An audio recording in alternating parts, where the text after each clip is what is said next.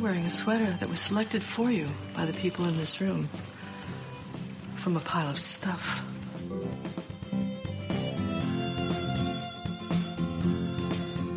Give me a full ballerina skirt and a hint of saloon, and I'm on board. I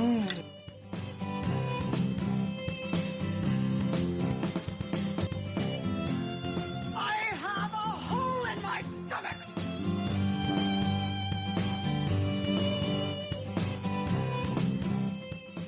I can't go back. Welcome to the She Became Visible podcast.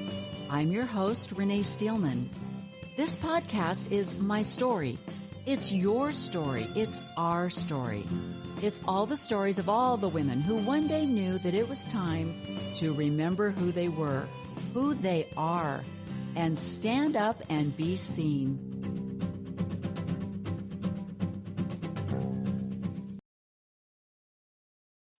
Hello, welcome to She Became Visible. It is November 1st, people. It is November 1st, okay? I don't know where this year has gone. I don't want to do this year over again. It's been a weird year, but it is almost over. And I know for many of you, the best part of the year is coming up. I know there are some of you out there that are getting out your Christmas tree, putting your decorations on, and flipping that switch on those lights outside your house. I just want you to know that I am in mourning because I had to fold up my t-shirt that said witch and famous. I can't wear that. I have to put away all my witches hats, all my, except for on my motorcycle. I'm still continue to wear my witch stuff on my motorcycle. But really the best holiday of the whole season is gone. And it was a very weird holiday for me because I spent the best day of the entire year at the Diamondbacks World Series baseball game. And I know for many of you that may sound like a wonderful place to be on Halloween, but it isn't, because there were a few people that were dressed up. No one was handing out candy. No one was spooky. And it was all about baseball. And so there you go. And they lost. So I should have been at a Halloween party. That's all I have to say. But to make up for that, today I have an amazing guest, and we are going to be talking about some serious stuff and some fun stuff. So my guest today is Annelise Murphy. And I love Annelise Murphy because she looks like a Murphy. I've got to check it out with her, but I'm thinking this girl's from Ireland. She's kind of got the red hair and the Murphy. I'm thinking she's an Irish gal, and which would fall right into my whole witch thing, right? We'll talk about that. I don't know. Maybe she's a fellow witch. I don't know, but we'll find out. But let me tell you what she is. This is what I know she is. She is a therapist with many professional affiliations. She is a member of the World Professional Association for Transgender Health. She is a member of the American Counseling Association. She is a member of the Utah Mental Health Counselors Association. She is a member of the LGBTQ+ Affirmative Therapist Guild of Utah. And I think there's a couple of other associations. So this girl's got some credentials behind her name. And what I really love too is that she has some really exclusive specialties, groups of people that she works with. And let me tell you what a few of those are. And my printer. She has queer affirming specialties. She works with people. She works with dissociative identity disorder. She works with attention deficit hyperactivity disorder in adults. So her and I are going to be collaborating a little bit on that. She works with obsessive compulsive disorder. She works with former Mormons and questioning Mormons. And she works with ethical non-monogamous couples. That's just a generalized anxiety disorder and social anxiety disorder and post-traumatic stress disorder. So this girl's got some stuff under her belt. But we're going to be specifically talking about religious trauma therapy today. And I know that idea, I'm sure there are many of you out there, if there are, I don't know who all exactly is listening, but if there are any never Mormons, people of another faith that are listening, you may think, what are you talking about? What are you talking about? Religious trauma? That's insane. And I have to say that I understand that thought because I was raised Methodist. I was 12 years old when my family joined the Mormon church, but I grew up in very informative years in a Methodist religion. And my aunts and my uncles, which my mother had 7 siblings, they were Methodist, they were Lutheran, they were Catholic. They would bounce from Catholicism to Lutheranism to Methodist to Protestant, and nobody cared. Nobody cared. We all believed in Jesus, right? It was fine. I had a very fundamental aunt who was Baptist. In fact, her and my uncle were my godparents. And she loved Jesus, but nobody cared when she came to the family reunions. None of those religions had anything to do with what we wore to the potluck or to the high school graduation picnic that we had every year in Gephardt Woods in Morris, Illinois. Nobody cared what people drank. The food was whatever you're bringing. We didn't care. All we knew is we all loved Jesus. That's all that mattered. So for me, leaving the Mormon church was not traumatic because I had some background to fall back on. I knew good people that were not Mormon. But I understand that if you grew up in the church, if you have been indoctrinated, that this is a traumatic. And I'm going to let Annelise talk about that. But let me have her introduce herself a little bit more, and then we'll get this discussion going. So here we are. Hey, girlfriend. Hello, hello. How are you? I'm doing really well. It's so interesting. Halloween's also my favorite. Samhain, you know. Yes, yes, That's that's a Celtic pronunciation. I think in my past life I was most likely a druid.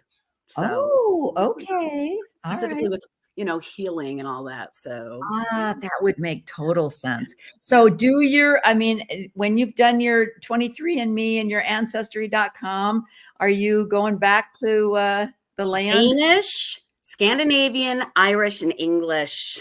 Yeah. Mm-hmm. Yeah, we've got a little bit of all of that, but mostly like the Northern European countries. So exactly. Yeah. Yep. Yeah, it's so discouraging. We get our 23andMe back to 100% European.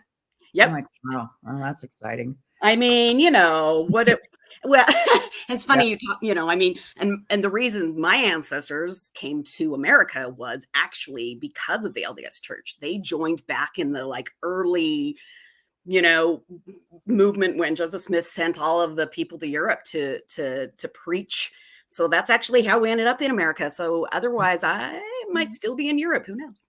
Okay. So were they in England or Scotland when they were in England when they were found and came over? But yeah. Okay. So they came over with we're going to go to Utah. Did they go across the plains or did they? They did. I mean, I've got that pioneer heritage and all of that. It's interesting though. Yeah. It's interesting because I personally have been researching who my ancestors were before joining the church. Right? Because where my roots came from, were who I really am, genetically and whatnot, instead of just being a Mormon at that point. Like my ancestors before that, how were their lives? What did they do? What did they find interesting? How did they survive? So that's been really helpful in reclaiming who I am in my process.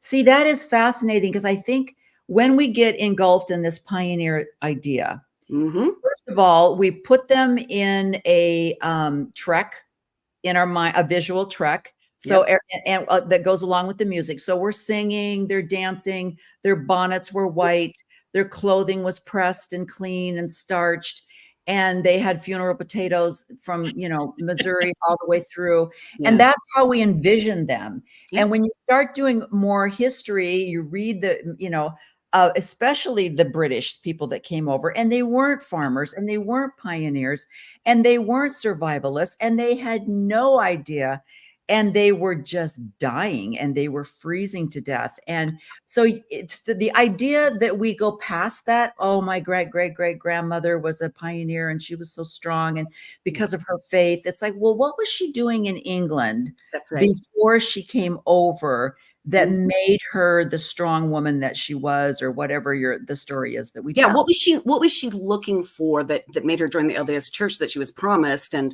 did it turn out well for them or not? I mean, I don't know. I have a hard time with and I know this is a little bit of a stretch, but when the youth go on there, for those of you that don't know, they will do these Trek reenactments for the youth, where it's like imagining what it must have been like for the pioneers crossing the plains to help build faith or whatnot. And I always think, well, the Jews don't get together and reenact the Holocaust. I said those exact words. Why are we doing this? That was not a great experience for them. I love that you said that, because honestly, that's what I said. Can you imagine? We're going to take you guys, we're going to put you all in this fake gas chamber. Right. We're going to stick you all on this train and stand up and so that you can, we're going to cram you all into the tram and just pretend that you're in a cattle car. And just so you can really get that feeling of what it was like. I always say too, it's like, well, if we really want to do a trek, we've got to get the coffee and the whiskey and all the other stuff. Right. All the things that they actually have. It's part of the othering that the LDS Church does between its members and the non-members, right? So the othering means we're part of a group and you're not. And because we're part of a group, how we became part of a group is that it was these pioneers and it was these special, we were given the full keys of the kingdom and all of these things. So it really just is another exercise to make, especially impressionable youth, think, my ancestors were really strong and amazing, and they did this, and this is where I come from, instead of saying, everyone's ancestors during that time had sacrifices that they were going through or things that they were doing. It doesn't make the experience more or less important. And so it's really just kind of that insidious othering that the church does to try to keep people thinking that they are part of this exclusive club that nobody else can understand.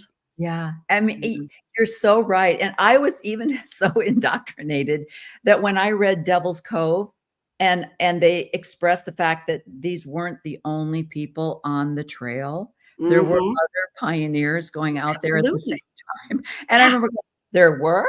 We were like the only ones on the Oregon Trail after Lewis and Clark. It's like, there were tons of people. It was crowded. There were, in the whole 1849, people going to California. I mean, it's kind of like, other people have done this. Other people have walked and walked and walked and walked, to get to California or wherever they were going. But honestly, I think you're right. I think Mormons, they think they are the only people that were literally walking across the United States. Right. And you're so right. And it's not like they didn't have a hard time, but it doesn't, like, the fact that they did that is not something to necessarily point out as being like the only reason they got through this was because they had faith in God and because they were members of the LDS Church. No, the only why they got through this is because dumb luck, and because there were people out there that actually knew what they were doing. Maybe they were LDS, maybe they weren't. I mean, it was, like you said, the Mormons weren't the only ones going there. And so the reason they got to where they got wasn't just because they believed in the Mormon God and the Book of Mormon and all of that. And so it's just really interesting because that is not what is taught. It is, you're the way you are because of your ancestors. And so if you end up leaving the church, people can sometimes get the guilt of what, like we're, pissing all over the sacrifices of our ancestors or something, Exactly. Well, okay. So that brings us to the point where let's kind of back up a little bit. Tell me a little bit of since you are so many generations Mormon, tell me your journey through the activity in the Mormon church. Yeah. So, like I said, both sides, mom and dad's side, both, pioneer stock. They would tell stories of different family members. It was this great celebrated thing. And so I grew up here in Utah. I was born in 76. So most of my childhood was like in the 80s when it came to what was going on in that space. And we didn't have access to the kind of information people have access to now, but we would do road shows and we would do, all of these different things. I mean, my whole entire existence growing up was surrounding the church. I was Beehive president. I was May president. I was Laurel president. I actually was Relief Society president when I left the church. So that was an interesting experience. Ooh, I want to hear that story. Yeah. But there was this, most of the people I knew were Mormon. And if they weren't, luckily my mom and dad weren't like, well, you can't play with people that aren't Mormon, because I know there's some people out there like that, but it was like, you're allowed to be in that space as kind of a missionary work. Right. So I remember in junior high having a really good friend who was, just Christian. And she would invite me to her church's stuff and I would invite her to my church's stuff. But, I remember an argument we got into on the bus where basically I was just like, listen, my church is correct and yours is not. Oh, right. I'm like 13, 14 years old. Right. Oh yeah. And our friendship was never the same after that. Right. No. And so, being able to just, say, well, I did the best that I could, and I'm going to continue doing all the things I need to do. As I got into high school, it got a little more apparent to me that I must have just been broken or wrong, because I just couldn't do all the things that the church was telling me that I was supposed to do. And so, but I was like, okay, I'm going to marry a returned missionary and he's going to save me. Right. And and luckily, so I'm still married to him. He's left the church too. Luckily it went okay. But right.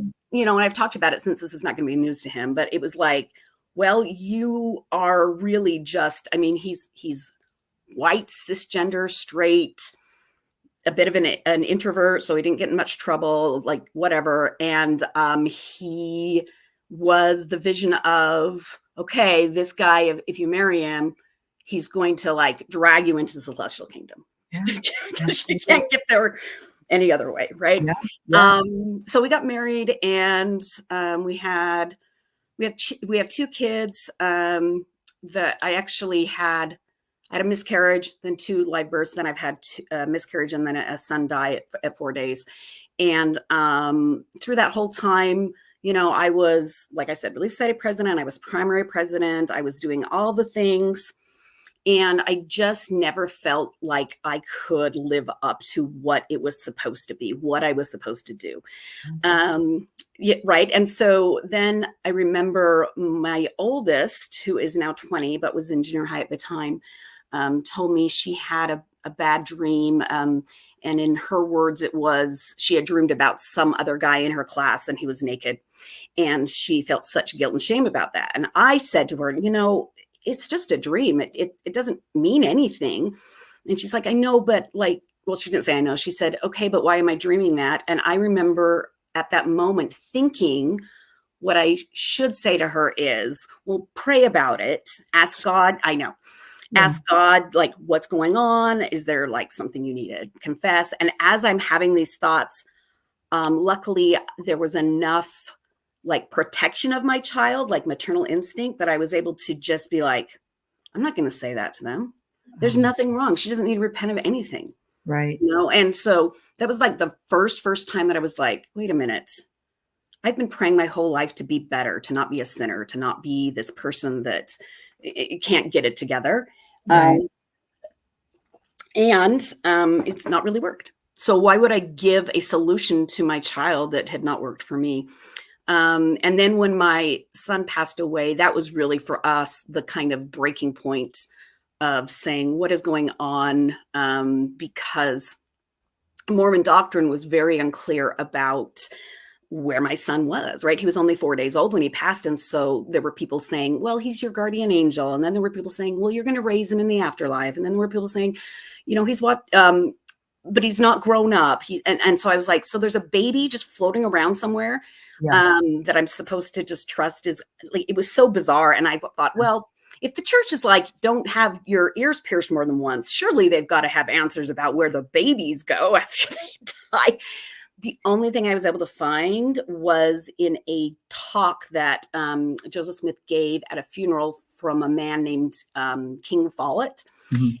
You may have heard of this podcast. There's a podcast called Infants on Thrones. Yes. The quote that is referring to is that Joseph Smith's, someone asked him about what happens to babies when they die. And he said they would be floating on thrones in heaven with not one cubit of stature added onto them or whatever. Yeah. And I thought, so my baby's just floating up in heaven somewhere? Like, who's taking care of it?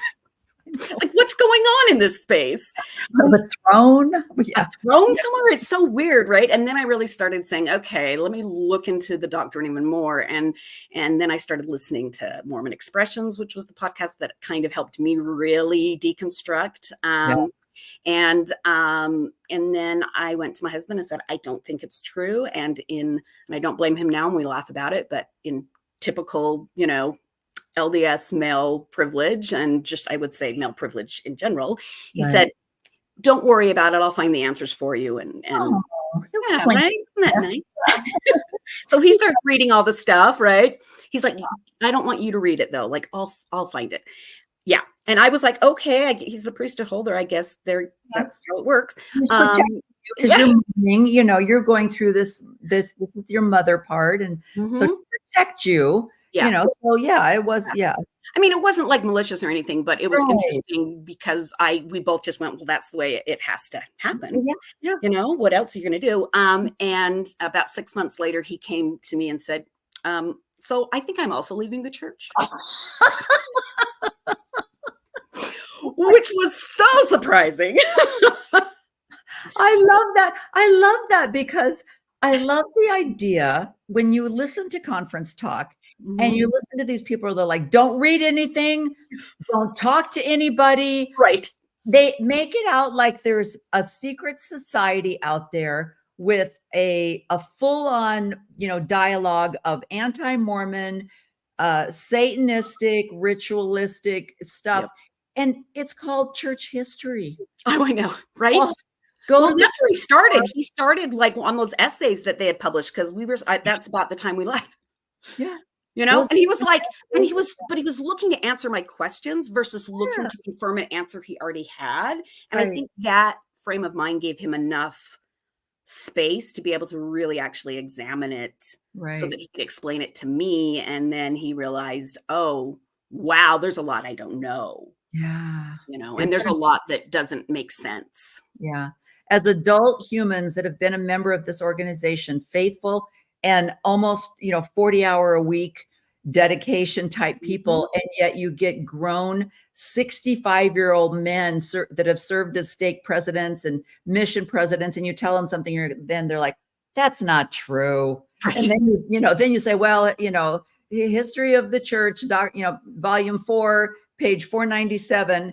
And they're like, oh, I never knew that, Right. And that's the part that's so startling. And that's what they can't get rid of because that is the history. Those are the journals. Those are the written words of Brigham Young that have been kept, Right. And so all they can do is go, don't look, don't. Right. Well, and I don't know how familiar you are with the whole correlation movement in the 1960s. Yeah. When they kind of homogenized all the manuals, that's when they were like the white shirts, the ties, that like classic LDS look took place in the 60s to try to get, which is why everyone still looks like they're in like the 50s or 60s, because they wanted it to be harder for individuals to find the stuff that was more available to LDS individuals like in the 40s and 50s, right? They knew about the crazy things that would happen in that space. And so they really were very determined to say, nope, everyone gets the same manuals, everyone gets the same lessons, everything has to be from the manual. You're not supposed to bring in stuff from other sources. And so, but people went, well, wait a minute, I still have access. I think the internet really just, really messed it up for them because people now have access to stuff and they didn't before. And I always say, well, if God was really like the LDS church was really true and God knew that people would invent the internet because God's supposed to be all knowing, which by the way, can you imagine being all knowing how bored you would be? But I digress. God's up there going, la, la, la, la, la, da. No, I don't want to know. Anyway, so like he would know that this was going to happen and would have actually prepared the church for that instead of what, like the church is like 20 years behind in every space when it comes to that. Yeah. So, but yeah, so he found that and we left, and I was how old were your kids at this time? And they've been baptized. Yeah. So they were still in elementary school. Oh, wow. Okay. So you've got that whole crud. They have their primary friends, they have Boy Scouts, they have, or whatever, young women's, girls camp, all this stuff that was your history of childhood. What are we going to do? Right. And, you know, so luckily we hadn't started young women's yet. Both my children are AFAB, assigned female at birth. My youngest one's actually transgender. So, but we hadn't gone into that space yet. But yeah, primary had been a huge part of their lives. Like I said, they got baptized. So it must have been like 9, 10, 11, probably 10, because they're a year and 5 days apart. So yeah, I know. Second one was a bit of a surprise. Yeah. But yeah, but actually it was a good time to break because we hadn't started young women's. Yes. So we were able to say, okay, this is different. We're entering junior high. We're not going to be doing these things. But yeah, it was like, well, you know, now how am I supposed to make sure my kids know things? But it was interesting because as soon as I really like kind of understood that it wasn't supporting, when I was able to accept and realize that it hadn't been supporting me in the way that I thought it had been all these years, it actually made it easier for me to say, I don't have to put my kids through that. Oh yeah. Yeah. I don't have to, when they come out as queer, which by the way, both of them have, react in a negative way. Right. And were you in Utah? Yeah. We've lived in Utah my entire life. Yeah. Okay. So that's the part where I have never lived in Utah, and I don't have, like I said, I don't have generational, heritage in the Mormon church. Yeah. My kids were all grown and gone, and my husband was not serving at the time. He had just been released from the bishopric, and we moved to Arizona. We didn't know anybody, brand new ward. I was able to escape so easily. But now we've decided to be snowbirds. So we're living in Utah 6 months out of the year. It is literally a culture shock. I mean, not as much if I had no, experience in the Mormon church, but just the idea that it is still a theocracy. And if they had their way, the borders would be walled off. There would be no one allowed in unless you were Mormon. There would be no alcohol to be found anywhere. Right. And it's, just little things like, and I don't drink. Even after I left the church, I was kind of like, well, from a health standpoint, it's poison. So I'm not interested in that, so, but still I would walk through Harmon's. What a fabulous little store we got going on there. I'm walking through and I'm like, where's the wine aisle?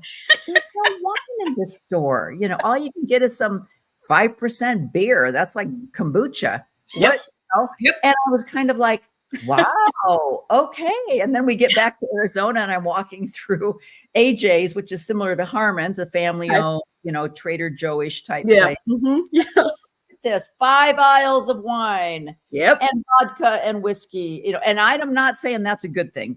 Let me say, I'm not saying that. And it's the opposite experience for me. When I went to Idaho and saw that they were just selling wine in like the Smiths, I was like, what is happening? Yeah, 100%. I'm not in favor of alcohol. I'm not a pro alcohol person. I think it does a lot of damage, but do you drink coffee? Because also that's a big sin. So I do. Yeah. Let me tell you why. Again, from a health standpoint, if I have, I wish I could be one of those people that did not need some kind of caffeine to get out of bed and go to an F45 class. But I cannot, sleep at night if I think I have put in Monster drink, whatever those Rockstar. I cannot drink those. Yeah, those are like battery acid. They are just They're really So bad. And so gross. I'm pulling the whole, and when I say this to my husband, he kind of shakes his head because when our son was doing a little bit of marijuana and he tried to pull that, well, it's organic, it's a natural plant. My husband was like, okay. So when I said to him, well, it's organic and it's a natural plant, he was like, really? Are we going to go there? And I'm like, whatever. Yeah. But yeah, no, exactly. So, Well, okay, your kids are young, but you are surrounded. Yeah. And you've got to have people that are knocking on your door. They're going to get you back. They're going to invite your kids to activities. How did you handle that? Yeah, well, there's two stories that stick out. One is, so my husband was actually the first counselor in the bishopric when he left. So I was the society president. The ward must have been like, oh yeah. Well, and not to mention the fact that the bishop's wife was my first counselor in the Relief Society presidency. And so we were kind of the two like royalty of that ward. It was strange. But anyway, did you socialize together? Go out no, which is good because they weren't really my people. But like when it came to the ward space, that's what's what we did. Right.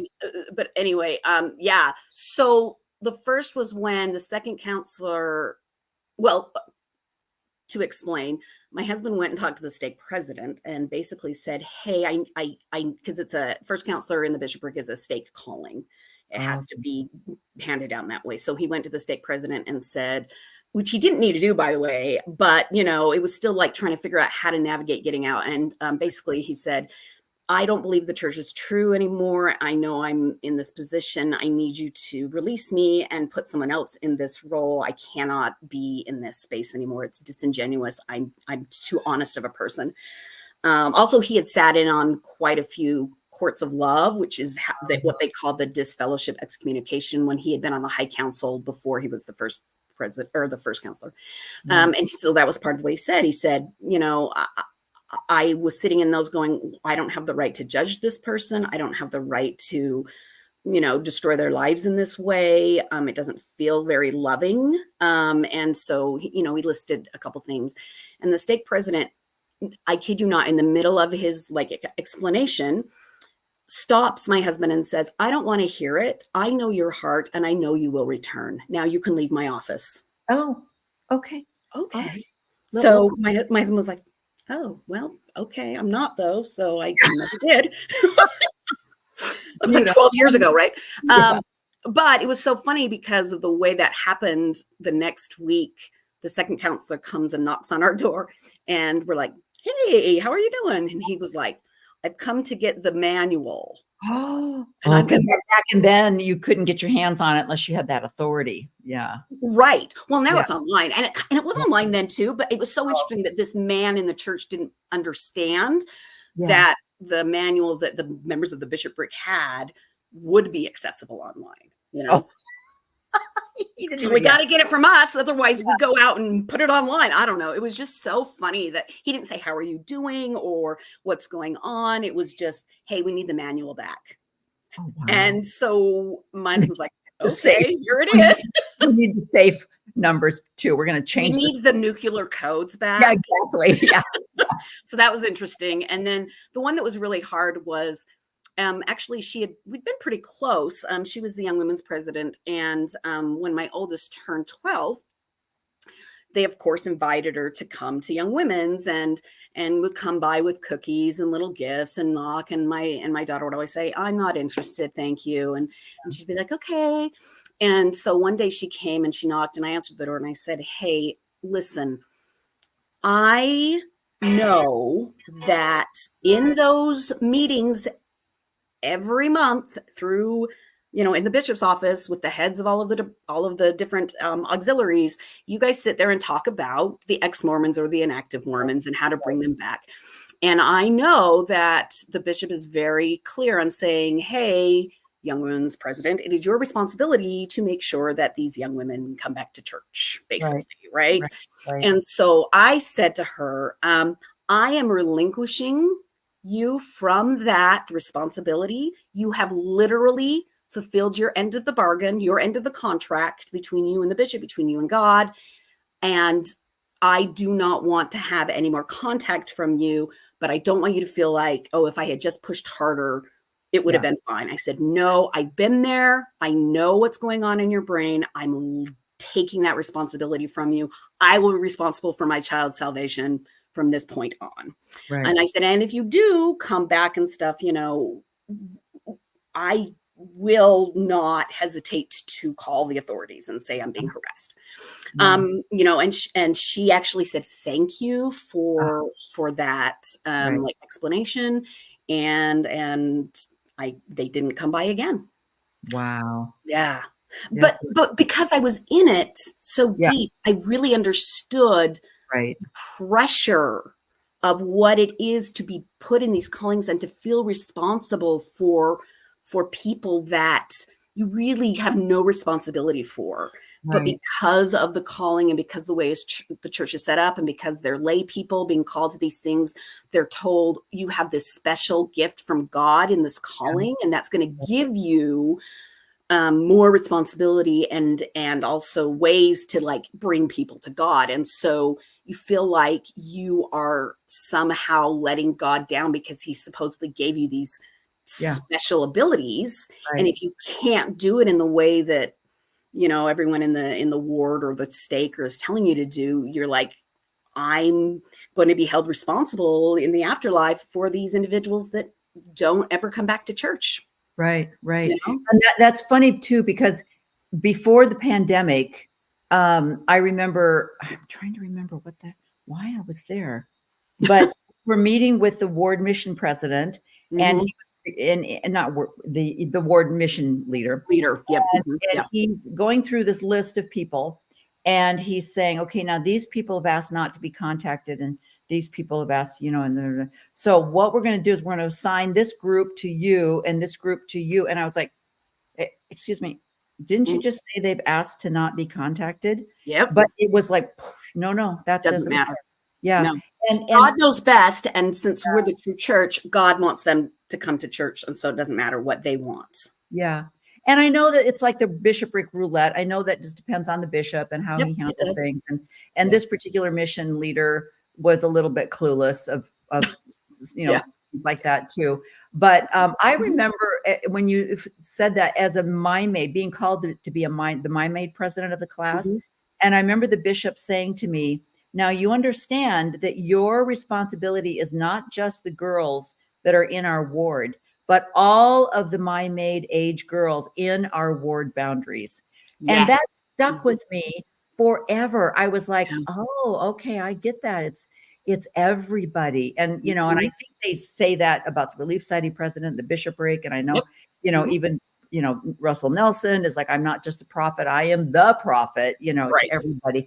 So as some people would take that as, speaking of disorders and anxiety, can you imagine if you had any inclination towards anxiety to have that responsibility put on you?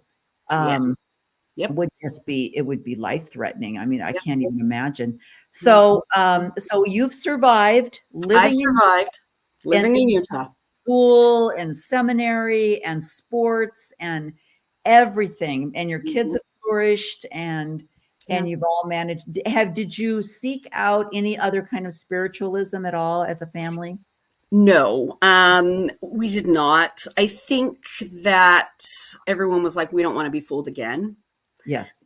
Especially because the church is so like the thing that stuck with me. And I remember thinking is the church is like, we are the only true church on the earth, and having the truth was the reason why we participated in this religion. Right. Even if there were uncomfortable things, it had to be true. Right. And so it's like, and the way that the church taught truth was through feelings, right? Which we know is a really shit way to like, ascertain truth about anything, right? Like that's not how it works. And so, none of us wanted to really engage in any space and feel something and then be like, oh, we're going to be fooled again. And so we're not religious at all, but I think we're all on our own path individually to figure out our own spirituality and what that looks like. My kids are on a different path than I am. My husband's on a different path than I am. And that kind of goes back to what you're saying at the beginning, where it's like, what rings true to you and what brings you joy internally, right? It's about an internal locus of control versus an external locus of control, right? So fundamentalist churches are very much about external locus of control. We are the ones that tell you what to do to feel certain ways, and we get to tell you how to interpret your feelings. This is what they mean. This is what it all is, versus a spiritual, like individual spiritualized path is paying attention. Does this feel good to me? Does this not feel good to me? Why? And it doesn't have to be the same as everybody else, because truth is subjective when it comes to spirituality, because we just don't have, nor I believe should we have, a prescribed way that everybody is supposed to show up in that space.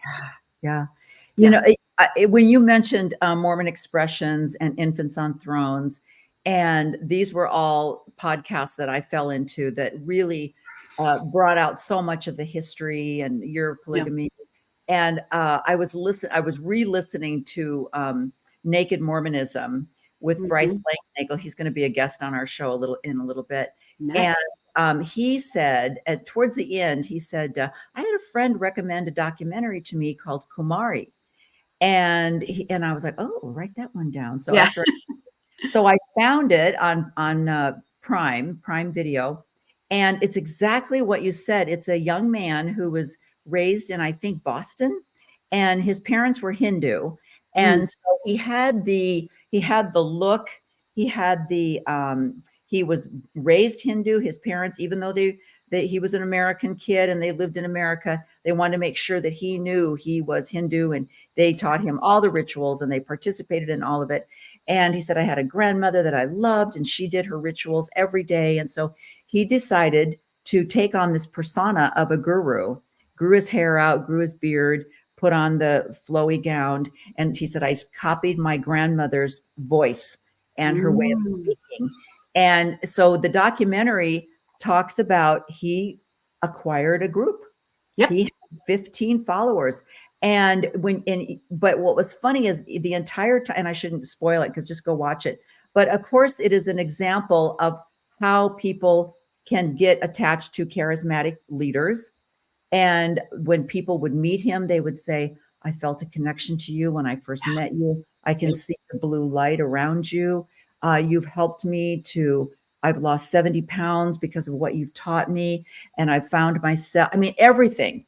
And when you see things like this and you realize, and then you do some of the history with Joseph Smith and Sidney Rigdon and Oliver Cowdery and all of these people, and you're like, yeah, that's how it works.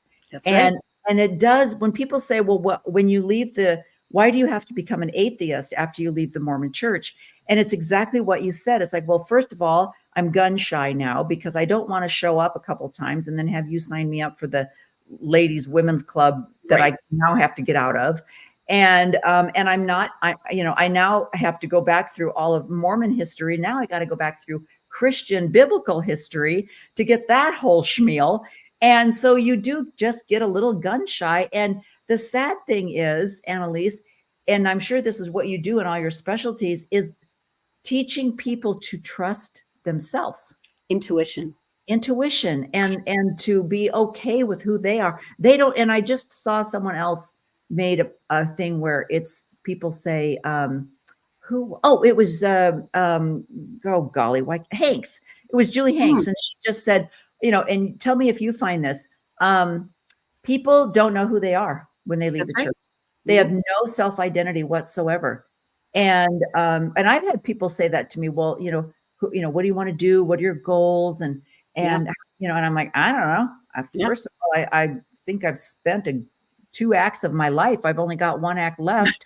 I don't have a lot of time. I don't know what I want to do because I just am now finding out who I am and that it's okay to be who I am. So let's segue that into your trauma group that you have. Yeah. And I think that is such like I was saying, I think for people that have never been in a fundamental religion, like you say, Scientologists, Jehovah's Witnesses, other RLDS, any of these people that have come from fundamental religion, they get it. Yes, but they do.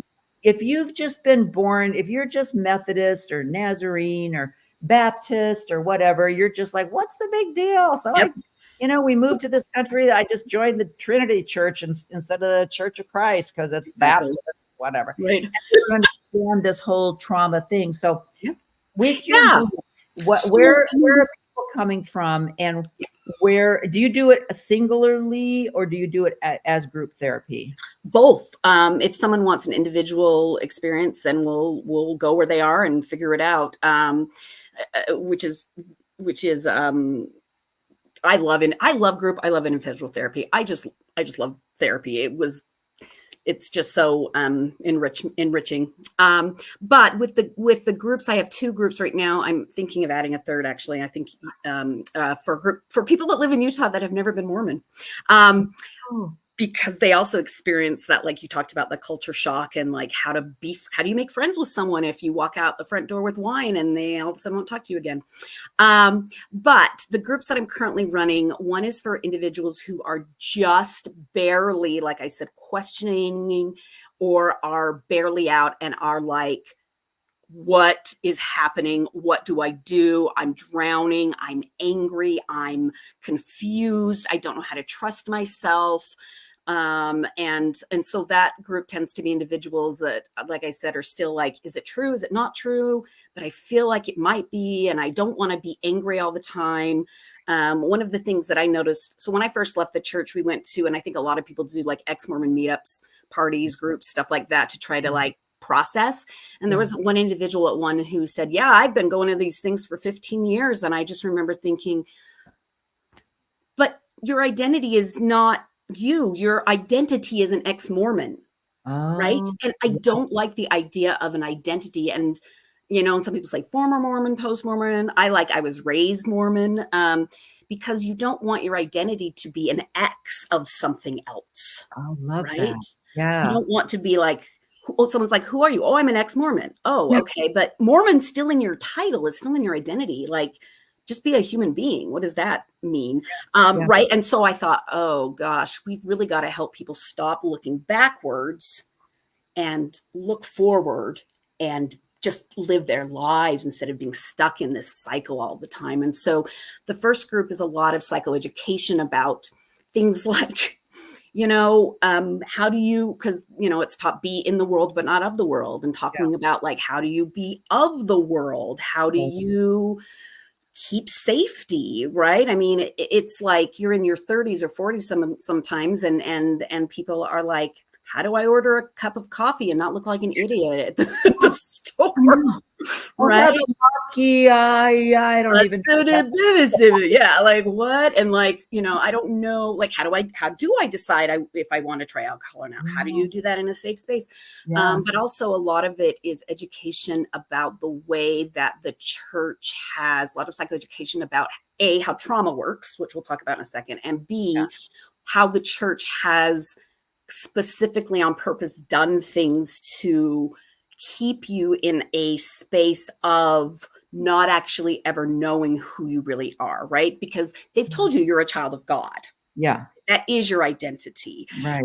And some of you, your guests maybe, or your listeners may be familiar with this. Some have not, but I highly suggest that just go on the web and look up Kohlberg, Kohlberg, Kohlberg's stages of moral development.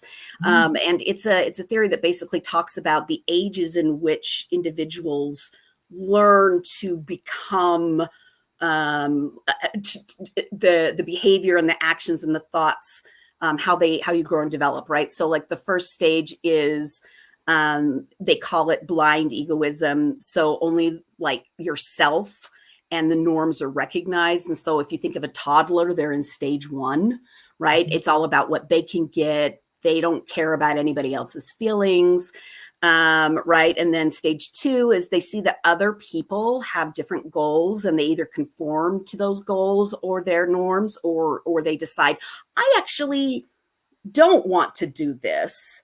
I'm going to do something else.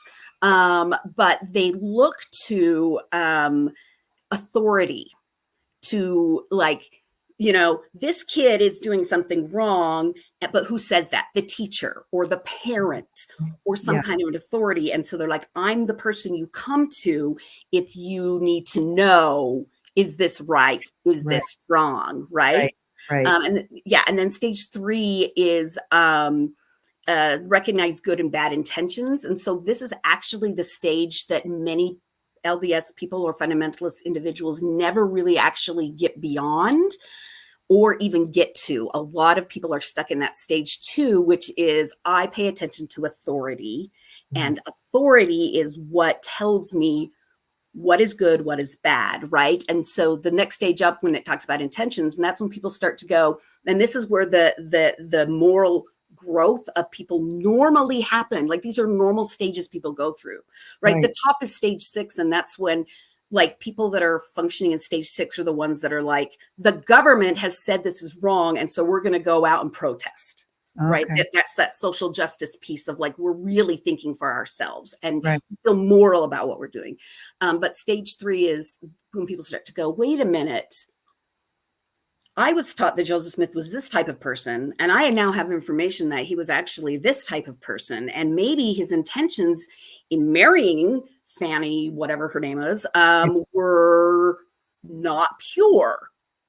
Right. But they don't learn that it's okay and normal to develop your own opinion if an authority figure tells you that it is what you're supposed to be doing.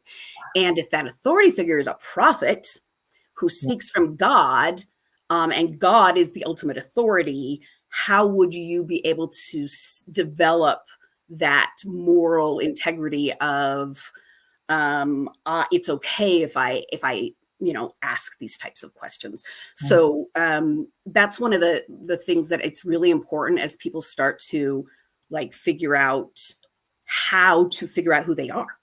Right. What is it that is a belief you have? Do you believe there's an authority out there that absolutely knows you well enough?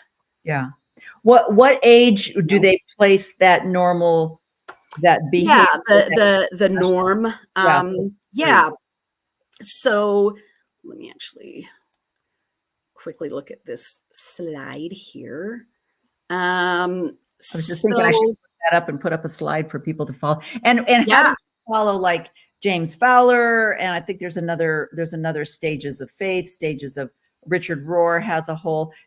Are they all kind of the same thing? Yeah, I mean, basically, right? It's like, we want to be perceived as good. We want to be perceived as being able to make choice and be a good person. And so an individual, and that's what morality is, right?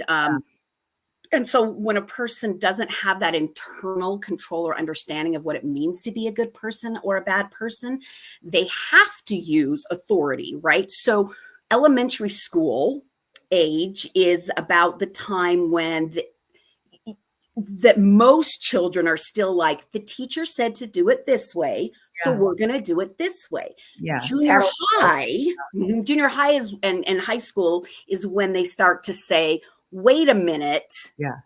My teacher said this, and that just doesn't feel right. That's not exactly what needs to happen, right? And so, and this is all in the conventional level of moral reasoning, right? So this is like, and it starts about 10 and it goes through adolescence.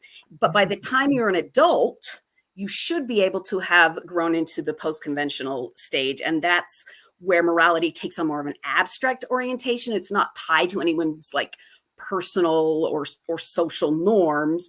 It's more of like standards of morality are applied to like a worldwide thing, and you can like take information and decide for yourself, is it a moral space or not? Right. Yeah. And what's so sad about that is that when you put it in stages like that, and you realize that 5 million people are in elementary school. Yep. Mentally. Yes. That they have mentally, morally. Yep. Mm-hmm. Yes, mentally and morally, they have not reached. And I say 5 million just coming from the fact that the church says 17 million, but we all know that. We all know that they're lying. Yeah. So let's round it off to like 5 million people that have never matured past. Well, my teacher said I had to do that. That's it. Playground. That's it. That's it. That's These it. are the rules of the playground. And, Mhm. Rules of the playground. and not only did my teacher tell me I have to do that and think that way, my male, white, cisgender teacher told me Mhm. this is appropriate for Yeah. me. And so that's well, it's not that many people when you consider the whole, but there are other fundamental religions out there that have that same, mentality and thumb Well, over the people. So right. And the other thing I say a lot is the LDS Church and other fundamentalist church take away from you what is already yours and attempt to sell it back to you at a price. But they're not even selling you the original thing they took from you. They're selling you a facsimile of it, right? It's got so many strings attached. But the thing is, it was already yours. You already had intuition. You right, already had connection. You already have this internal compass of how we're supposed to treat people, right, right? Paying attention to what is happening in the room, and being able to say, maybe there's something, if someone's really behaving badly, say, it's not because they were sinning or if bad things happen to them. There's so many other things that could be going on, right? right. Anxiety, depression, mental health issues. The brain is really kind of horrible at processing trauma and being able to help people understand like what it means to be present in the moment, to be mindful, to be in that space. When we talk about trauma with the brain, Right. it's interesting because what happens is the amygdala, which is the fight, flight, freeze, or fawn part of the brain, also known as the lizard brain, becomes activated. And it's fear of the unknown. Basically, anxiety is fear of the unknown. So when it becomes activated, when it thinks about the past or thinks about the future, right? And then it's like, what's going to happen in the future is bad things going to happen because of these things that happened in the past. And the reason our brain does that is because it is a very useful thing. It was, and it still is a useful thing when you're actually in danger, right? So someone throws a ball at your head. If you had to think, there's a ball coming at my head, you'd be hitting that. But the amygdala kicks in, dumps all this cortisol and adrenaline in your body, and you flee or you fight, like if someone threatens you, right? It's an instinct. The problem with anxiety is that the amygdala really doesn't know how to tell if you're in danger or not, if you have been traumatized and not allowed to learn how to be present in the moment.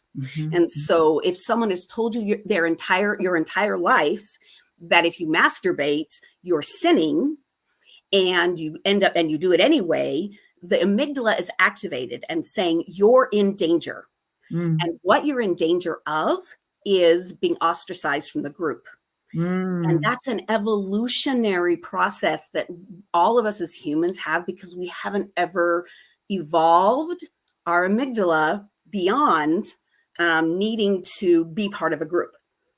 Well, and not only that, but I like what you said about, not only did do you have no idea who you are, but they took who you were, scrambled it up and like you said, and filled it with different things and then gave it back to you.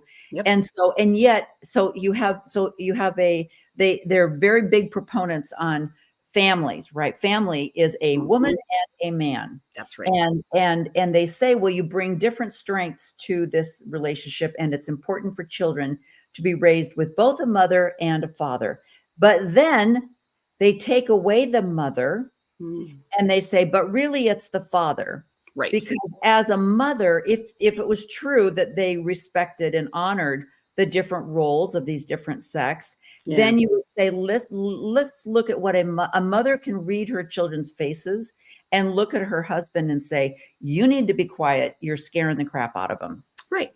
And if you had a good relationship and respect for each other, the husband would go, oh, crud, I didn't even see that. I was just, using my role as the, protector of the home and the other titles that they put on men's roles. Right. But if you really, truly did respect the mother's intuition, where you're like, in fact, I'll never forget a couple of years ago, he was one of the new apostles, and he was talking about how he and his wife were at some kind of an event and some kind of a ward gathering.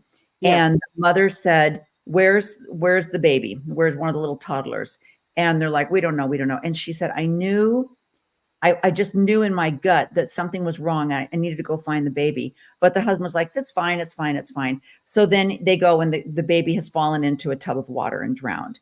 And so I forget, I forget where he's from anyway, but what I heard when this conference talk was being given was you didn't listen to her intuition. Yeah.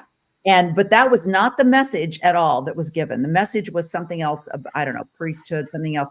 But I thought that message got completely lost, that she knew intuitively that there was danger, but he did not respect her role as a woman or her gifts as a woman to act on it. Yeah. And so, hence. Yeah.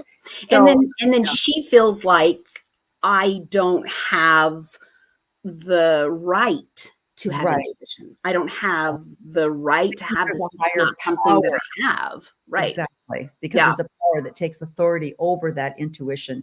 And so it's not, they give you back this role, but then they tell you how this role is going to play out. That's right. That's right. Yeah. And so, so a lot of that first group is going in that space and teaching them about the trauma. I mean, and it's not, we're not wrong. We do need each other as human beings. We would be eaten by lions in, caveman days if we didn't have group. So that's what our amygdala was formed to do. But when trauma happens, whether it be in a religious space or not, it tells the body you're in danger all the time. Yeah. What is incredibly insidious, in my opinion, about religious trauma versus other types of trauma. They still show up in the body the same way, they feel the same way, but because people don't believe that religion is traumatic, when someone says, oh, I think that this trauma came from a religious teaching or doctrine, people that believe go, well, that doesn't make sense because it's supposed to be uplifting and helpful and true. And so they're gaslit. If someone said I was sexually assaulted and I'm going to a trauma group, people wouldn't be like, you can't be traumatized by sexual assault. Right. And so there becomes this space of not being believed. And then the trauma keeps coming up and the person starts blaming and the amygdala gets more activated. And even after they leave, and they left for the reasons like we've talked about, church history and finding out all of these different things, the trauma hasn't been worked on in that space. And so a lot of the group is about just psychoeducation. How does trauma work? And then how did the church try to keep you in this trauma bond? Because there are moments where it's like, okay, go pray or go repent or whatever, and you will feel better. And that does happen because that's the belief, right? If we believe something is going to do something, then it will. Yes. It doesn't mean it's true and it doesn't mean it was helpful, but that's how trauma bonds happen in those spaces. Abused women, it takes them 7 to 9 times of leaving before it actually sticks for them. They keep going back to the man that abused them because of that trauma bond, because of that space. So a lot of it is helping people learn what trauma is and that it's okay to know that their trauma, and we call it small T trauma and big T trauma. So small T trauma, which is also complex PTSD, is lots of little repeated traumas that happen over time that you don't even know are causing you to be activated. But then people say, well, it wasn't that big of a deal. I couldn't have really been traumatized. Yeah. And then they never step outside of the anger, or they never step outside and say, but who am I? How do I develop into a morally conscious person who has an internal locus of control? I get to decide how I show up and trust myself. How do you deal with, because forget who I was just listening to, but there was some kind of a renowned person, and he was talking about his traumatic childhood. Parents died, separated from his siblings, and the whole thing. But then as an adult, as a very successful adult, he has the same, the trope, well, I'm grateful for those experiences because it made me who I am today. And so you find, and my brother and I have both done the same thing. We're like, well, we were really, we learned how to be very self-sufficient because we had to be. And I'm grateful for that because it allowed me to do a lot of things that maybe other people would have been afraid to do. But I had learned from a child, if I wanted something done, I had to do it myself. And so, but then you get to the point where as an adult, you start going, okay, but that would have been nice to have somebody be there for me that I could have depended on. And maybe I wouldn't be quite as selfish as I am, because I could have trusted that other people would come through. Well, and it sounds like, I mean, you had high resilience. I think a lot of us just have high resilience. Yeah. But what I would say is the things that we go through, first of all, my belief, no one on the planet has escaped trauma. We've all been traumatized in some way. Just being alive is I'm sure my kids at home, but my kids, they tell me, well, you weren't there to pick us up. I'm like, I know, but there were 6 of you. So so we've all, and basically what that means is that there have been things that have happened that made our amygdala say we're in danger. And then the problem with looking back on the trauma and not treating it and saying, I'm glad I went through this because it made me stronger, is that you don't acknowledge that the strength that you have is because you became aware or bigger than what the trigger is telling you you should do, right? So, for example, I don't go into LDS church buildings. Why? It's triggering. Why? Because it is. And it makes my body feel yucky and weird, and trauma is held in our body. Right. And so for me, even though if I went into an LDS building, I know nobody would, nothing actually bad would happen, right? Yeah, but my body takes the trigger and the association and makes it a threat. So what we need to do in those situations and say, everyone's traumatized. What have we learned from it? And then we understand what our triggers are so that when they do come up, we say, okay, this is not allowing me to actually use my executive function. Another evolutionary thing, just real quick, when we are triggered, all of the sugar that normally was going to our brains is rerouted to our hearts to give us that adrenaline and energy to run and stuff, which is why when we're panicky or very triggered, we can't access our logic. We forget all the things we know, right? We forget even how to ground. And so sometimes I'll have clients put up around their house little notes. Remember, you know how to ground, right? Because we don't have access to that. And so what happens is in those moments, we literally are at the mercy of the association of what happened to us at the time being projected as this is going to happen to us again. And so when we do trauma work, what we're doing is we're teaching the body how to ground, and also we're reteaching the brain. Walking into an LDS church may not be as devastating as it is. I mean, I have no reason to go to LDS church. If I really did, I would work on the trauma in that space. And actually, I've gotten to the point that I don't actually care that the LDS church exists beyond, like, I know they do. I don't watch conference. I don't go in that space. It used to be because it triggered me. Now I'm like, I don't really care. They don't get a seat at my table in my brain anymore. But so when you talk about like becoming strong because of trauma, I would challenge that and say you're strong because you were able to help your executive function understand that you are not a little child anymore, or you're not actually in the back of a van being, assaulted.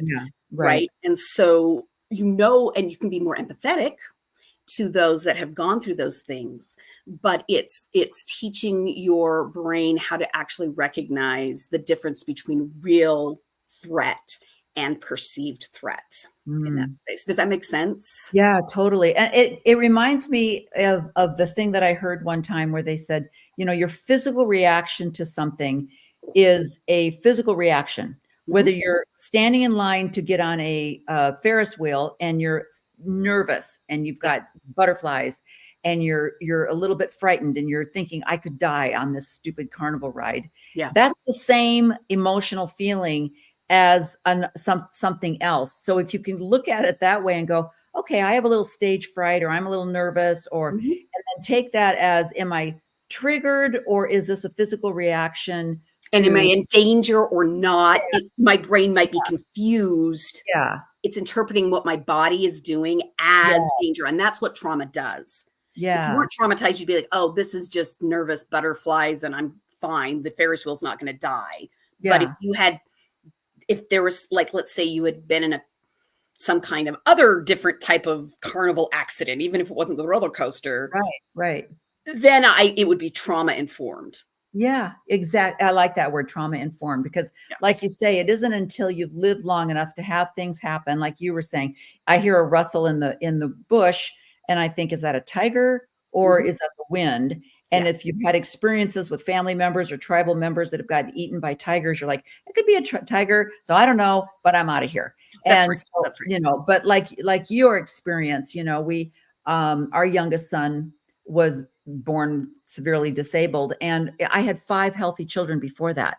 I have no disabled people in my family whatsoever. My world was not surrounded by any kind of disability that I knew about, besides personality disorders. But so the idea that I could have a child that was disabled was like, I don't have disabled children. That doesn't work. And so, but now, as my children started having children, the idea that I could have a grandchild with a disability was like, yeah, that could happen. Right. And so, and so it changes your whole perspective. And I think, as you were saying, when you start doing, whether it's church history or some kind of experience at church, you start going, oh, that could happen. That did happen. That could be a bad thing. It isn't all, puppy dogs and rainbows. Yeah. And so there is that idea, oh, maybe I need to look at this a little bit, or at least turn on just a tiny bit of critical thinking. I don't know. But well, right. Like, maybe I should move into stage 3 or 4 of my moral development. Not that that's what's happening, but when you start to question and whatever, and the people in authority are like, stop. Yeah. Right? That thought stopping. Yeah. It literally dysregulates you. It dysregulates your body. That's traumatizing to be told to stop. Yeah. Yeah.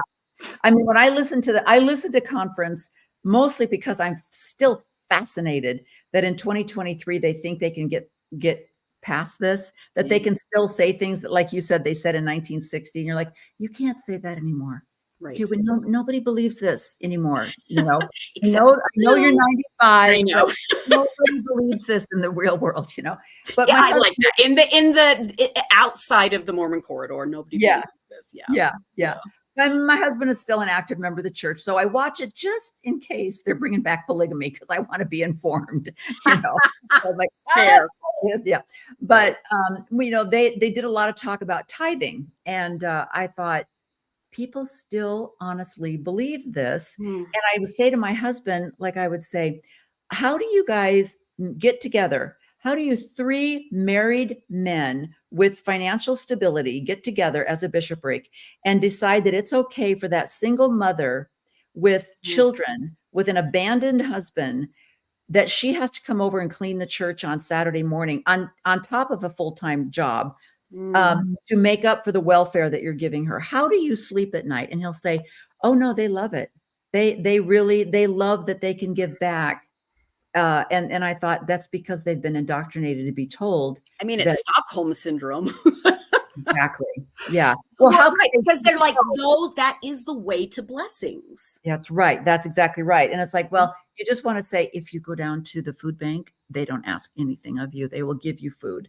That's right. And they don't care who you are, and they don't care your orientation or your gender or anything. They'll just be like, you need food?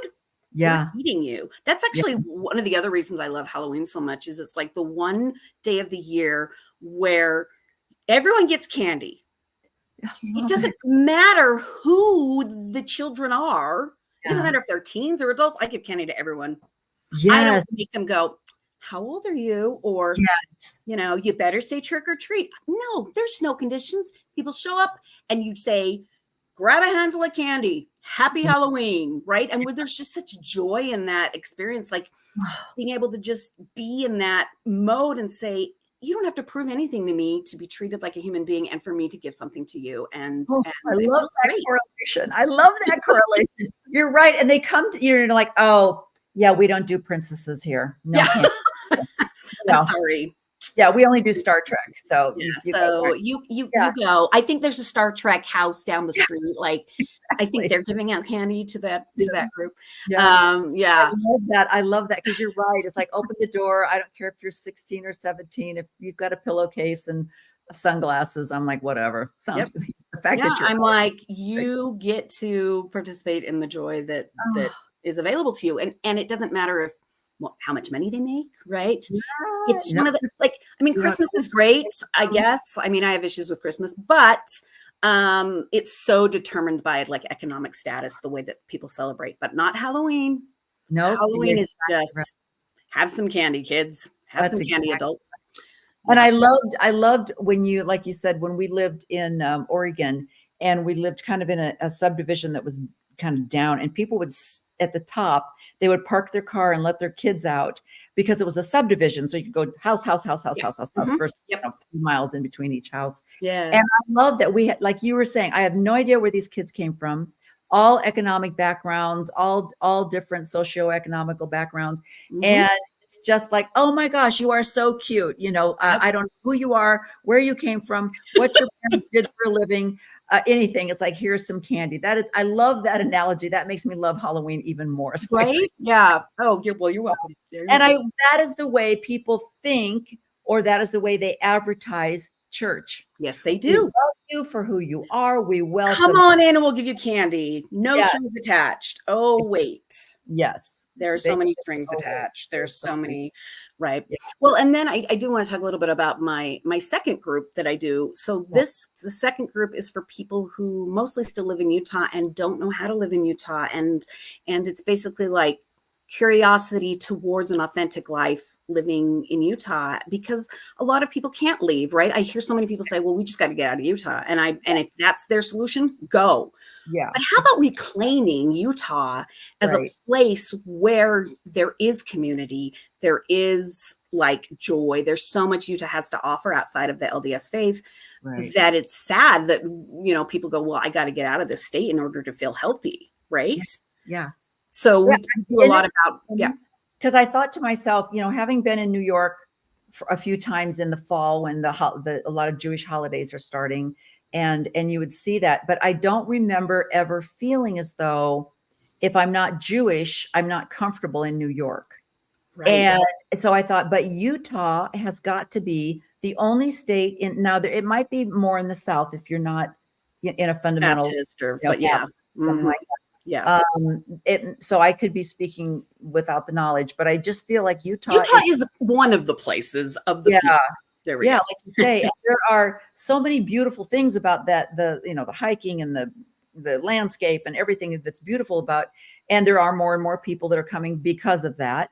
But yeah, the idea, because I have a friend that is Black and she has people tell her that all the time. Why don't you just leave? She's like, this is where I live with my husband and my children. Like our life is here, and a lot of people's families are here, whether they're members of the church or not. They still want to be around these people that they love. Right. You know? Right. Mm-hmm. Yeah. And so how do you, you're coaching these people on how to get along with their Mormon neighbors. How does that work? What are some of the things? Well, first of all, the thing I say is I tell everyone, if you all leave this group feeling the same way about spirituality and living in Utah as everyone else in this group, I have completely failed. Okay. Because there is the one thing we don't want to do is try to find something to fill that hole just because we have been conditioned that this is a hole we need to fill, right? Everyone is going to show up differently in the state. And some of you are going to really get behind social justice. Some of you are going to go and start searching out use of psychedelics. Some of you are going to want to go try all the coffee shops that are, some of you are going to want to just stay home and raise your kids, just like not a big deal, right? And so it's saying, what are we looking for? We're looking for community that exists in the space of Utah that lets us just enjoy being here without having to have an agenda to be in this state, right? Because a lot of ex-Mormons, unfortunately, and I get it, right? It's funny. It's like you can take the Mormon out of the church, but can you take the missionary out of the ex-Mormon, right? I don't know. But being able to say, you don't need to go and convert all of the LDS people to get out of the church, although that's a tendency we all have.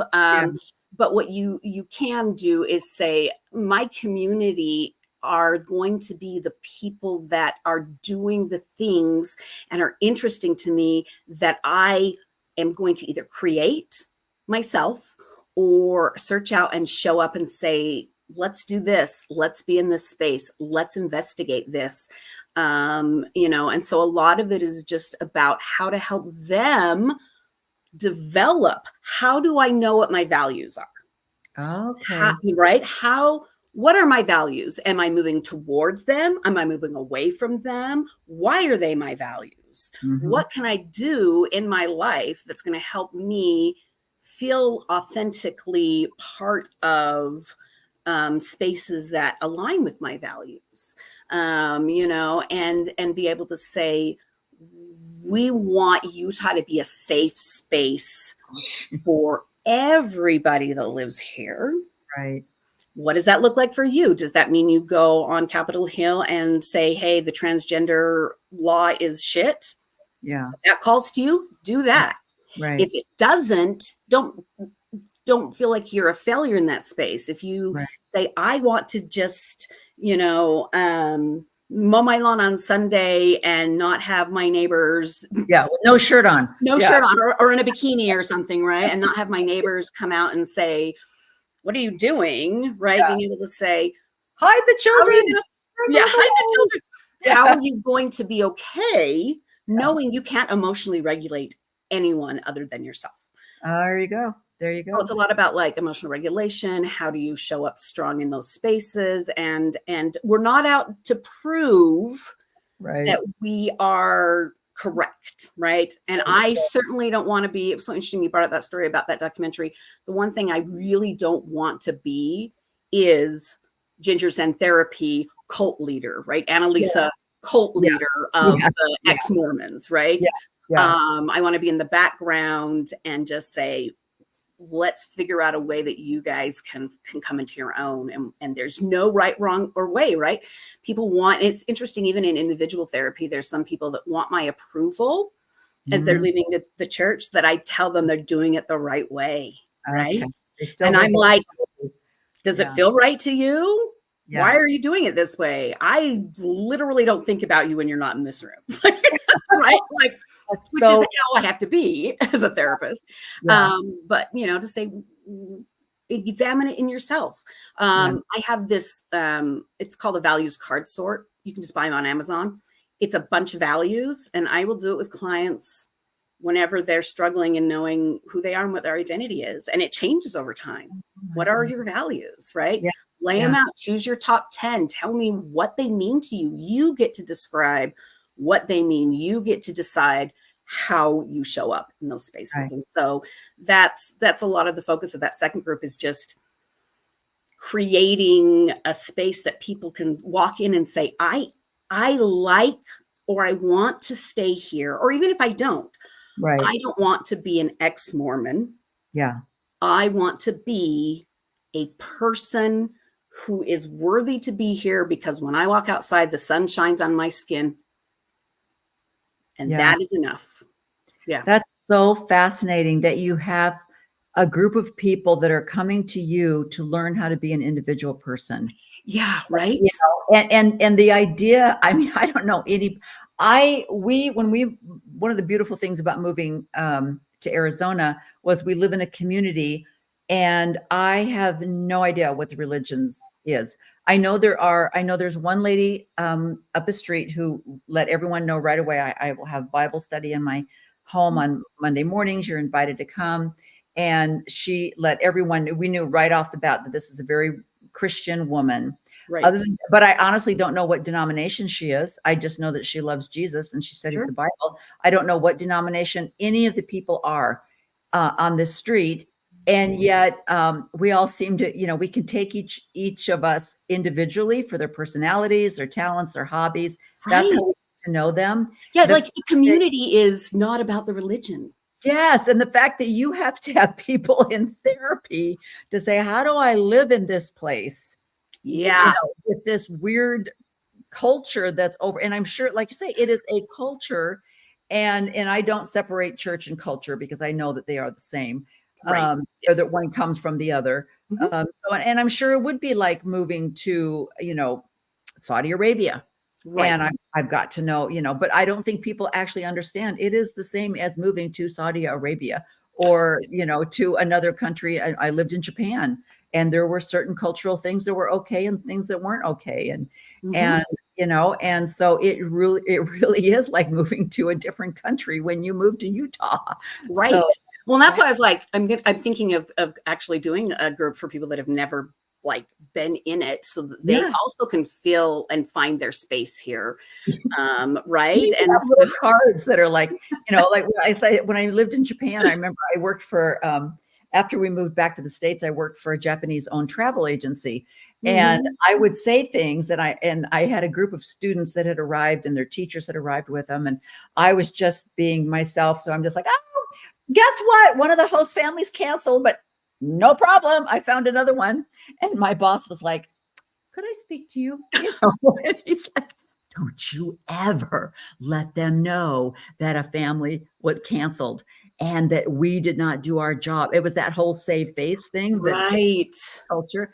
And I was like, I don't know what the big deal is. I mean, I found another family. It's like, right. You tell them that the mother died and that's had to find another host family. And I was like, okay, this is a weird cultural thing going on here. But that's an example of just the culture. And, and this was a number of years ago, but it's the same thing. It's like in Utah, you want to do, it's like exactly like, this is how you make friends, and this is how you allow your kids to still have friends in the neighborhood. And like, from the school. And people are just like, what are you talking about? We're all Americans. I'm like, fair, but also that's not the number one identity of a lot of the people in this space. And so it's a little better now that they've kind of dropped the, like you say, the second piercing and the tattoos. I remember when we first moved there and I went to an exercise class and I was like, oh, there's tattoos here. This is going to be okay. So there's a little bit of things going on. Then of course, all those Park City people, all those movie stars they're just wrecking everything for those poor 15 people in Salt Lake that are like, we're out of control. We're losing control. I know. Well, and honestly, I think the people themselves are, like you said, coming around to it. It's the church and the people at the top that are so unwilling to allow the church to develop into a space that is more accepting, right? They just can't let it go. And I'm like, I guess we just have to wait till they all die and maybe the church will become more progressive. I don't really know. But right now it's just so difficult to, hold space for somebody that is not a safe person for you if you reveal certain things about yourself, that they're going to treat you in a way that it's really none of their business, because it doesn't matter to them. Like, it shouldn't matter to them what your habits are or what lifestyle you're living, because it's not causing them any harm. Zero harm. Right. Yeah. And they just can't see that. That's so fascinating. And I love the fact that because my husband is a member, so we went to the Restore conference because he goes to everything with me. And I don't want to go to I'm curious. I'm going to go to this with him. And I thought to myself, this is like this new version of Mormonism that I didn't grow up in, that they're promoting as, no, we do this. I'm like, I think we're still in Ohio and you guys are in Missouri. And I think we've got two different religions going on here. And it's just fascinating to me because when we were talking, I have so many friends and I follow a lot of people online they'll say, well, yeah, I'm Jewish.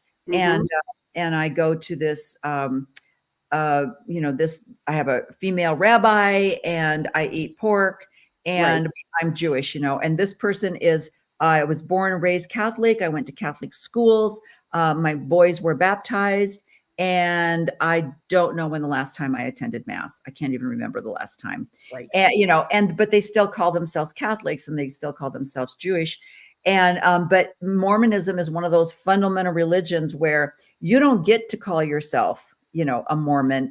That's the goal. That's the new progressive nuance. They want to say, no, I'm still a Mormon, but I drink and I smoke and and I don't wear garments and I don't do this. Grassroots movements only work if they move up to the authority at the top and change that person. Exactly. Right. Yeah. And I'm no matter how grassroots Mormons want to be, it's not going to change the actual structure of the church, especially considering it is by design a external locus of control. If you are not following the way and very specific ways in how you're supposed to show up, what's supposed to happen. I mean, those temple recommend interviews are very specific about what you can and cannot do. And I don't know if they've changed, but they used to say, do you associate with individuals who have different beliefs? Right. And if you said yes, yeah, like, can't go to the temple, I guess. Yeah. Right. And we're just going to rip this up right here. You're like, oh, wow. Exactly. And it's like, wait, what? Right. Yeah. And it's interesting because like the big thing is like the spirit, and that's how you know it's true. And it just drives me crazy because the thing is our brains want to be safe. Everything about our existence is safety.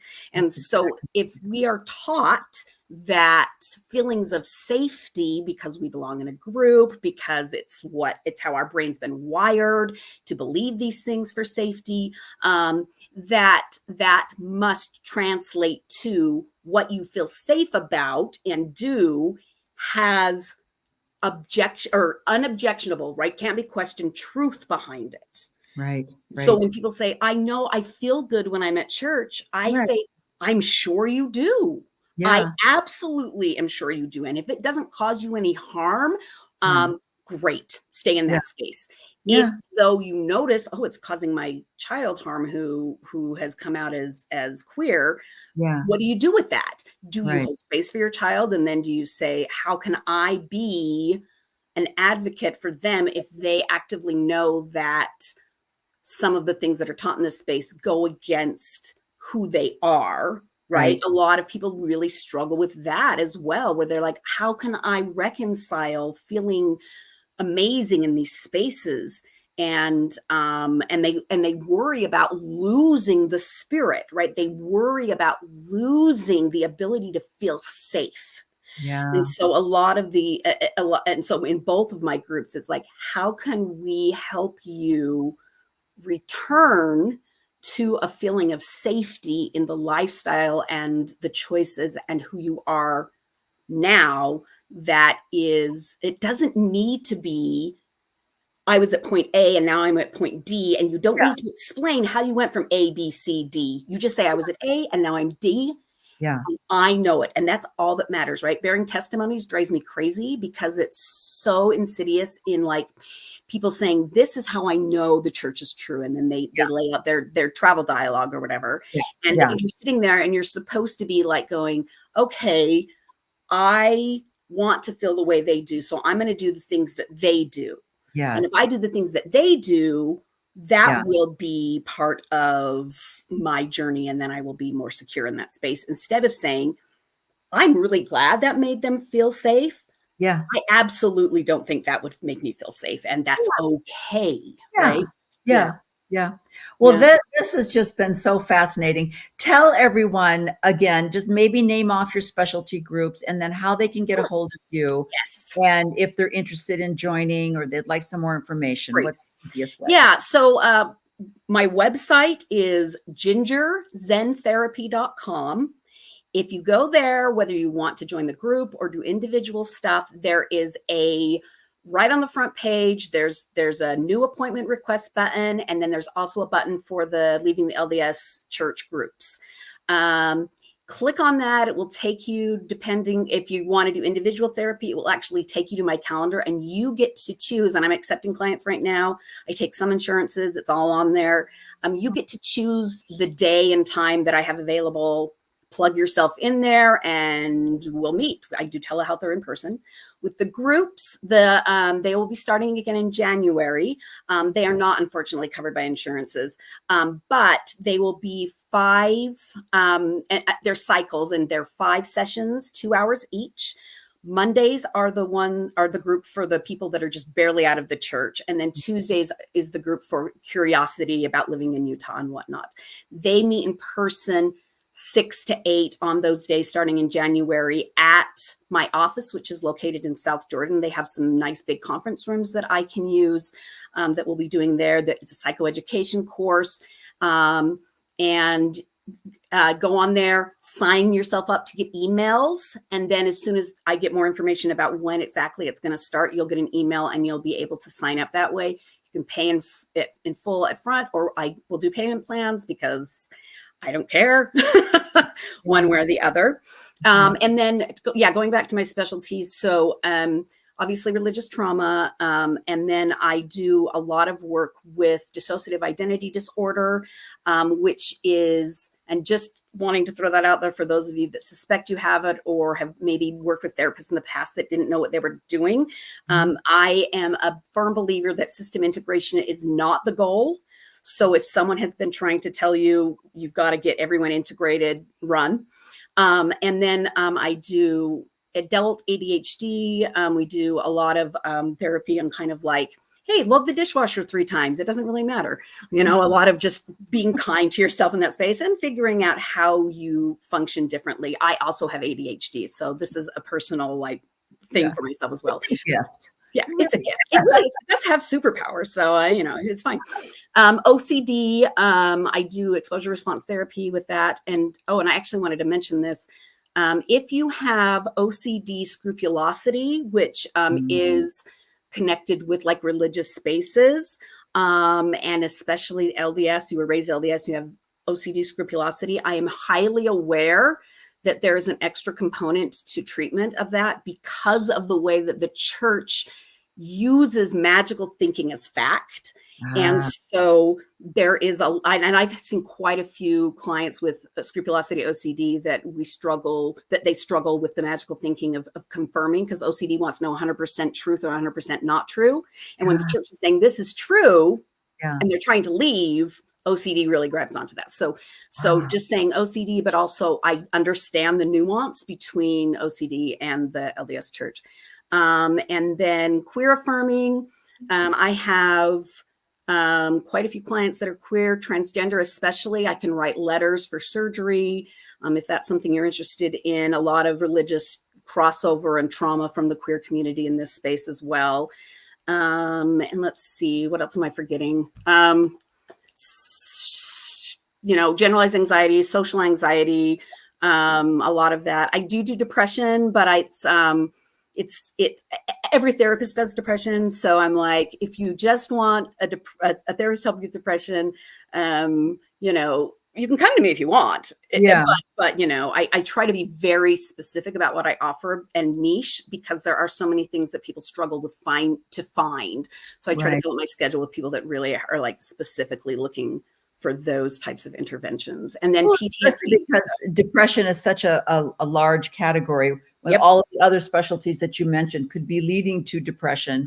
Well, and a lot of people have comorbidity of depression and this other thing. So it's we'll work on both at the same time, kind of a space. And then there's another page that could be interesting for people to look at.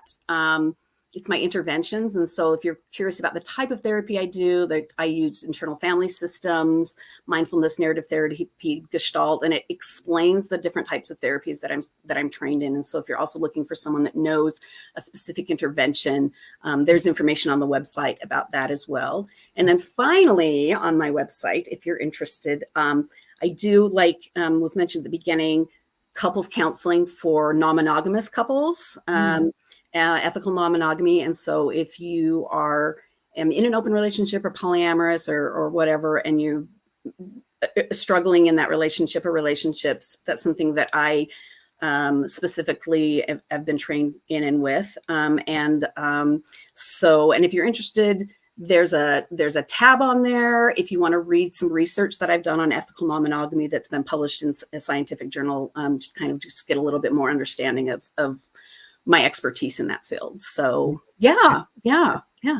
Well, that's just wonderful.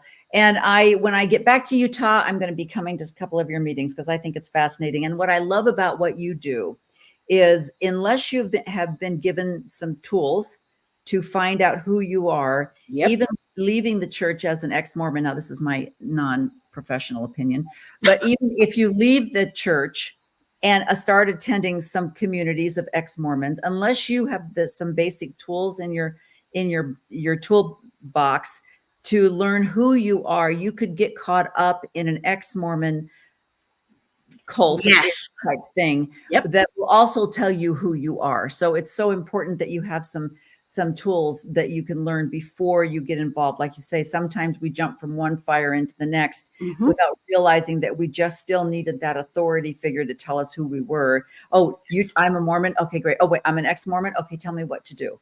Right. Like, how do I show up in that space correctly and say, So, I don't care if you show up in ex-Mormon spaces. What I really want you guys to know is feel confident that you can say yes or no to what's happening in that space and say, this is for me, this is not for me. Some of it's for me, not all of it's for me. I get to just be, and that's okay. Yeah, exactly. I love that. Yeah. Well, thank you, Annelise. I love that you've given me a little bit of your crazy schedule. I know you're super busy, so I appreciate that so much.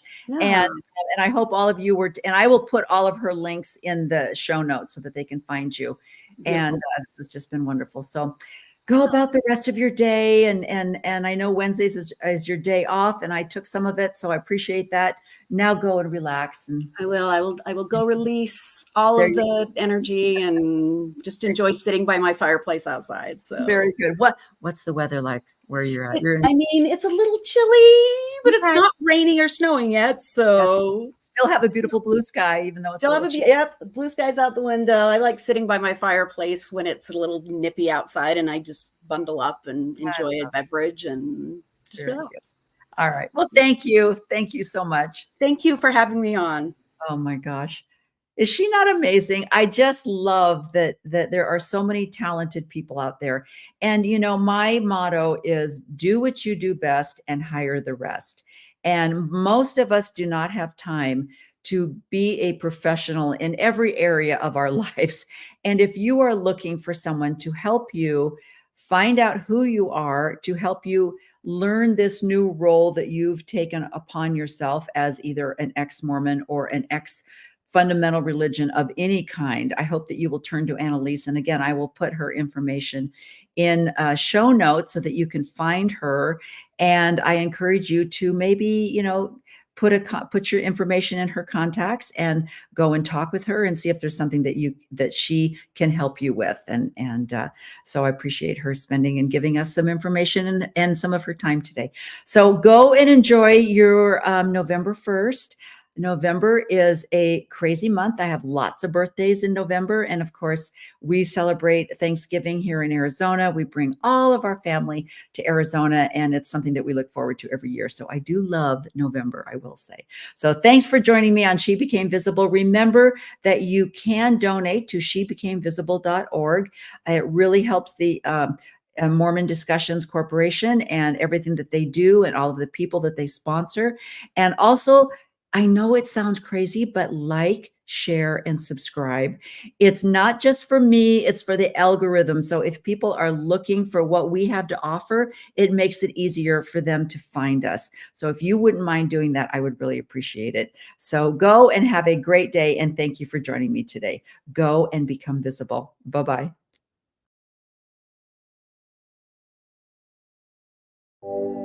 Thank you for joining me today on She Became Visible. Join me each week as my guests and I explore the path of womanhood and tell all our stories. We'll talk about finding the courage to be ourselves and motivate each other to be everything that we're capable of and meant to be, no matter what happens around us. Please like, share, and subscribe. And don't forget to donate at shebecamevisible.org.